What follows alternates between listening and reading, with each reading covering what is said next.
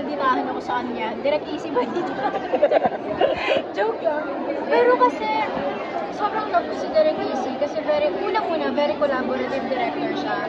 Tapos, pangalawa, naniniwala siya sa lahat ng artista niya na kasama niya doon. Sa mga projects niya, bawat project niya ay ganun siya. Pangatlo, sobrang tropa kasi si Direct Easy. So, ang gaan lang ng trabaho. Tapos, ang maganda din sa kanya, straightforward siya. Sa mga gusto niyang, mangyari sa eksena, or ikaw, ano yung kailangan mo i-improve, ganun.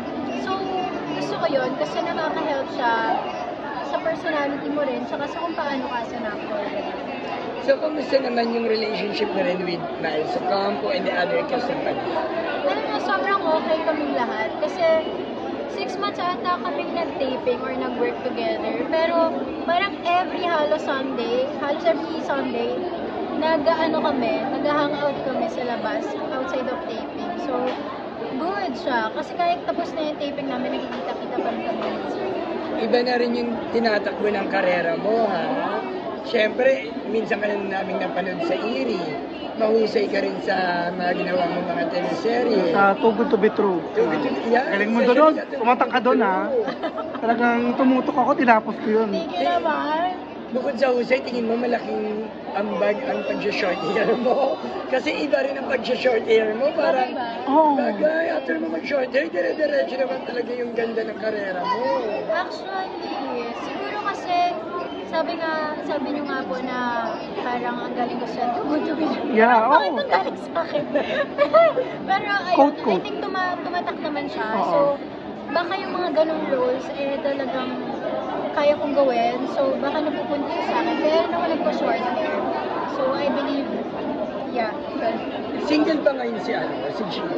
Oo. Baka Single pa naman. rin? Wala bang nagtangka? Wala. Wala nga eh. Bakit kayo? Pero ikaw ba, Jillian, this time na may pangalan na Jillian Vicencio sa industry, may mga pangarap ka pa bang maka-work ngayon?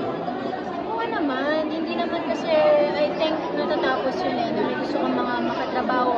Parang mas nadadagdagan pa nga siya eh. Kasi ang daming magagaling na aktor dito sa Pilipinas. And ako gusto ko talaga makatrabaho sa JNC ever since. John Lloyd Cruz. John Lloyd Cruz. Nag-uumpisa pa lang ako. Ayun na yung sinabi ko. Tapos, sino pa ba? Si Sir Joel Torre ulit. Kasi yung mga veterano. Kasi feel ko ang dami ko matutunan sa kanila. And, naka-work ko si Bianca Umali. Ayan, kumusta ang pag-work sa Kapuso Star? Siya ba yung first mo na maka-work na Kapuso? Or meron ng ano? Sa pagkakaalala ko, yes. I think O, si musta Bianca. maging ka-work at isang Kapuso? Then, di ba kapamilya ka? Alam niyo, masaya siya. Kasi parang naging open talaga yung world namin ngayon na mas madami kami nakikilala, mas madami kami natututunan sa mga bawat kapwa namin artista and sa mga iba-ibang director din, and productions. Kaya nakakatuwa siya sa pakiramdam. Mas nadagdagan din yung work. Ano yung na-discover mo kay Bianca Umali? Na kala mo, ay ganito pala siya, ganon. Meron ka ba na-discover yung sa pagka-work mo sa kanya? Alam niyo, sa totoo lang, sobrang gusto ko siya as a person. As in, kasi ang lalim niya na tao.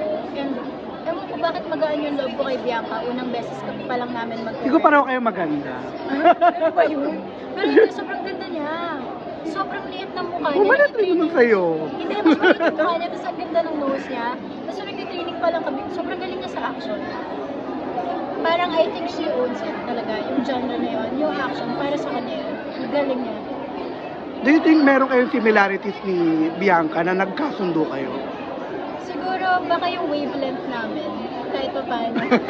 The wavelength. Oo. Gusto ko yung turn na wavelength. Yung vibe, parang ganun. The vibe, okay. So, ikaw, ngayon na after nitong Padjak Princess, may mga upcoming projects ba ngayon si Jillian? Well, yes, yun yung ginawa namin. Hindi ko pa alam kung pwede kong sabihin, pero let's leave it at that. Hopefully may makuha akong work na gusto ko siya makuha. Sana magawa ko siya. Ano ba yung dream movie, genre, dream role ni Jillian? Dream role ko, gusto ko rin action, sa totoo lang. Action, tas yung mga parang Joker, type of genre. Mga ganun about mental health, ganyan.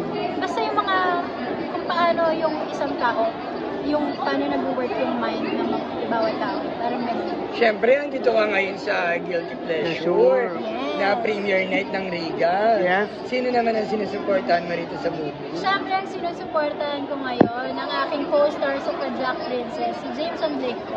Yes. And of course, everyone na parte na rin. Pero nalaman ko kasi itong Guilty Pleasure because of James.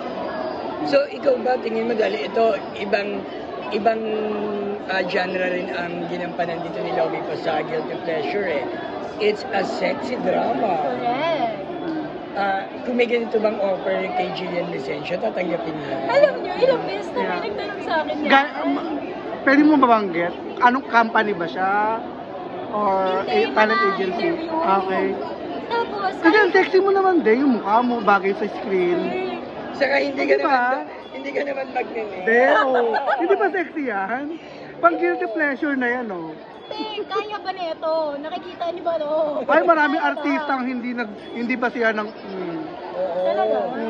Siyempre nasa acting, saka... Pwede naman dayain. Paano? Pero may offer sa yung ganyan. Parang sexy drama rin, same ng Guilty Pleasure. Yung hindi mo, alam ba, merong nag-offer sa yung talent agency or director, producer na hindi mo pwedeng tanggihan. Igogo mo ba? Hindi mo pwedeng tanggihan? Oo, yung, alam ba, ganito yung i-offer. Ano? Igogo mo siya. Alam niyo, sa totoo lang, wala naman siya sa ganyan eh. Yung physicality, it's about the story eh. Yung message ng pelikula, siguro mas doon ako mag-focus kung gusto ko siyang gawin or not. Pero kung may mga ganyan, mga physical scenes, ganyan, why not? Kung kailangan talaga sa eksena, gagawin ko siya. At kung gagawin mo naman siya, sino ang first option mo na makaka-partner? Kasi yung mga parang ganyan, tatayong tatayong JM De Guzman at Jameson Blake. Walang pumapasok sa isip ko ngayon. Pero kasi, kung hindi nyo alam may ginawa na akong digital series before. Nasa Netflix siya ngayon. Yung title niya Cargo. May bed scene ako doon. With Marcus Patterson. Napanood ko naman Ayun, Cargo, yeah. diba? Oh, yun yun. So yun, parang akala ko nga nung ginawa ko yun pag ganun. Pero hindi, thank you na din kasi iba-ibang genre rin yung nagawa ko. Sino ba? Sino mga artista mo? Ikaw, meron ka bang naiisip na two leading men na pwede mo makapartner? Or, Gagawin mo ang Guilty baka ma-pressure si Jillian. Balikan na lang natin, di ba gusto mo maging action star, di ba? So, sino mga artistang iniidolo mo pagdating sa action movies? Ay, oo. Di ba? Angel Locsin, Darna. Darna. At saka, yun nga, si Bianca Umali. Sobrang nagagalingan ako sa kanya. Tsaka yung dedication niya kasi sa ginagawa niya, iba din. Kaya ang ganda ng pinakalabasan. Ayun na.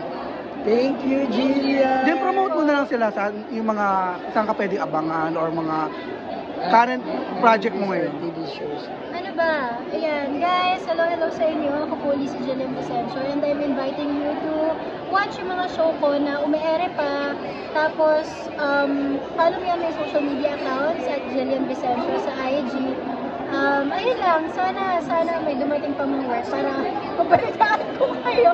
Oo Pero naman. Sana po panoorin yung Guilty Pleasure. Ayan, by Regal Studios. Thank you, Jillian! Oh,